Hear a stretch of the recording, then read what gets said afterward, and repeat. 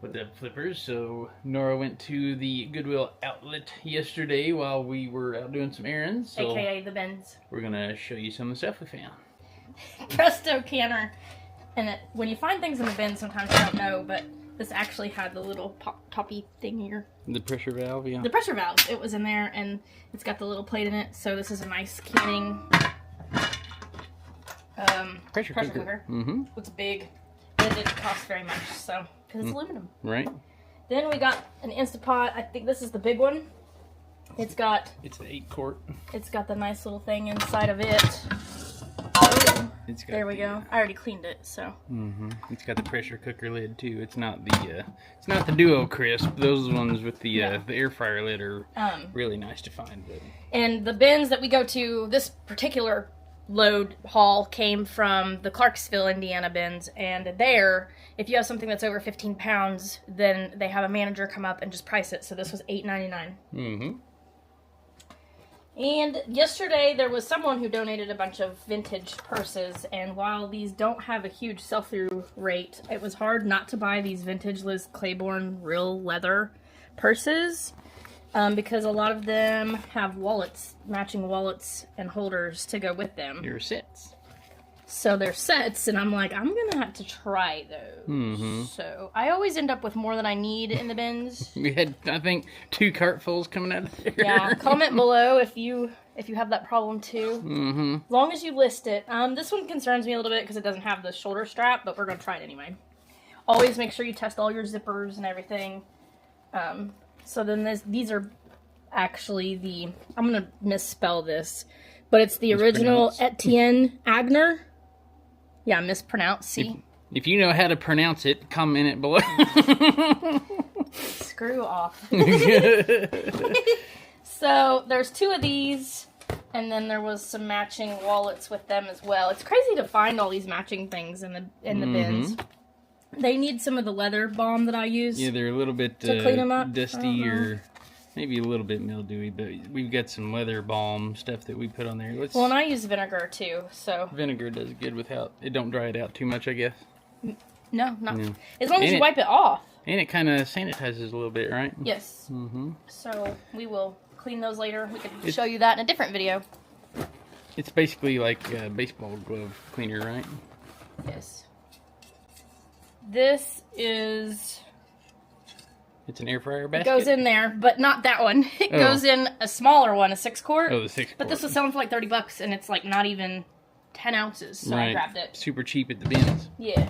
This is some sort of Dell multi-hub thing. It's a docking station, yeah. Like $1, so why not? Mm-hmm. Easy to test.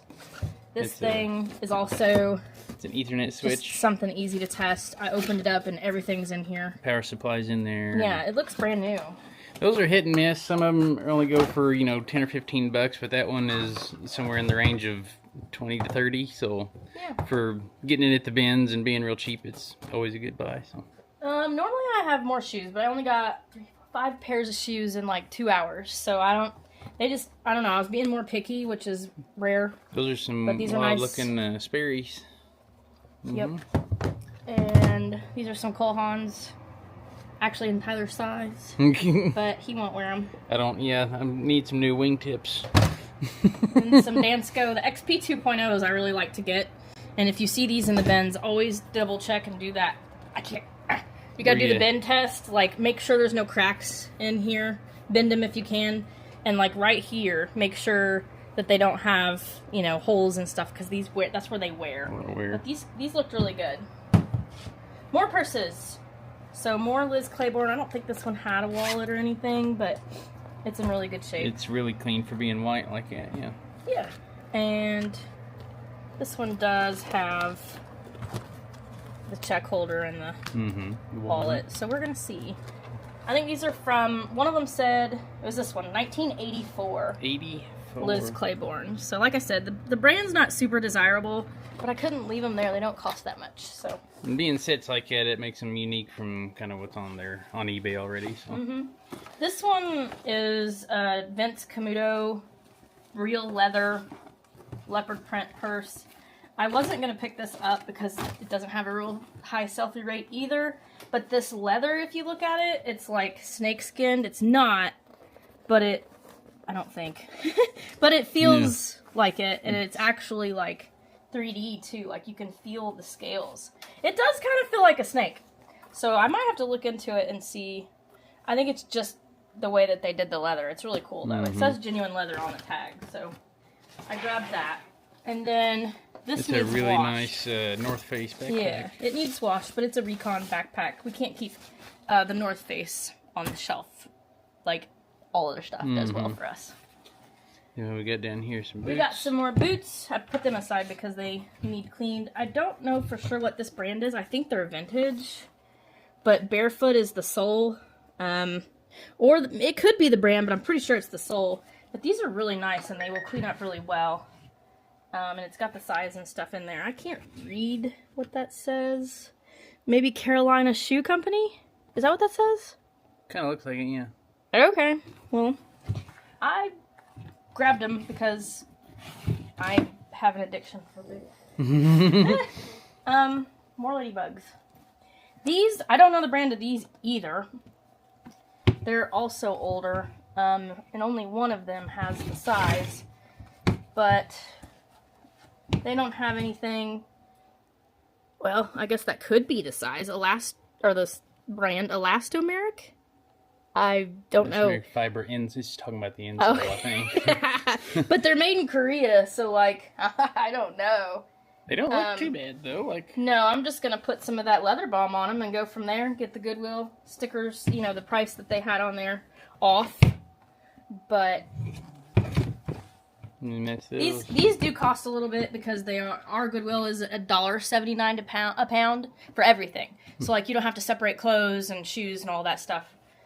So those probably cost $6 to $10 a piece, you know, for each pair, but it's worth it.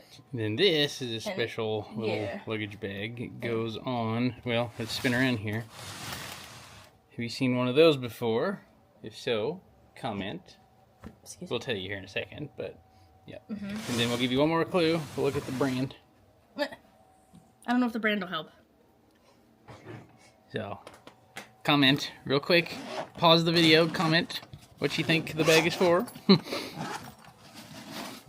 This isn't going to give it away. It's just going to show you more. It's pretty, like, hard. Like, I mean, obviously it's like a it's canvas, very heavy duty. It's like rigid, yeah. That's what the inside's like. So And then it's got compartments on each side. It is springtime, and this is literally the perfect time to buy something like this. Well, it's middle of March. Yeah. This is actually a bag for the back of the sissy bar on a motorcycle. So someone can take all their clothes and helmet, or if they had like a little luggage rack or something back here, they could use that Velcro to wrap around the backrest, basically sissy bar, and then that would keep it from flying off. And it's like an extra saddlebag that goes behind the backrest. That's probably like a $70 bag at least. So between all this stuff, our total was $130. So and we did grab a couple other things too. We grabbed a couple printers that we haven't showed you yet. Yes. I'll take you over there now. Yeah. So we keep the electronics over here on a different shelf because they need tested and some special attention. So we found this Canon, and that is the correct box. It's the Pixma MX922, and it's still in all the factory foam and stuff. I believe it was missing a power cord.